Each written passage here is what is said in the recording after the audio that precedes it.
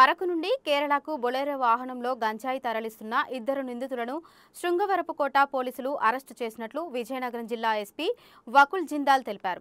Bolero వాహనంలో తరలిస్తున్న 117 కేజీల గంజాయి, 2 ఫోన్లు, 10,000 నగదు స్వాధీనం చేసుకున్నామన్నారు. పట్టుకున్న గంజాయి విలువ 5,80,000 ఉంటుందని తెలిపారు. గంజాయి రవాణా చేసినా, అమ్మినా కఠిన చర్యలు ఉంటాయని ఎస్పీ హెచ్చరించారు.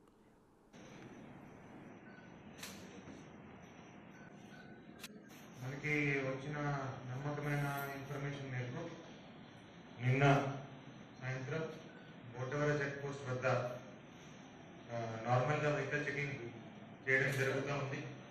మనకి వచ్చిన క్రెడిబుల్ ఇన్ఫర్మేషన్ మేరకు నిన్న ఒక బొలెరో మ్యాక్సీ ట్రక్లో చెక్ చేస్తే దాంట్లో ఈ బ్యాక్ సైడ్ ఏదైతే ఫ్లోర్ ఉంటుందో ఆ ఫ్లోర్ను మోడిఫై చేసి దాని కింద గాంజా దాచిపెట్టి తీసుకెళ్తున్నారు. సో వెహికల్ చెకింగ్ చేసుకుంటే అక్కడ ఈ 117 కేజీస్ గాంజా ఆ బొలెరో మ్యాక్సీ ట్రక్లో పట్టుకోవడం జరిగింది.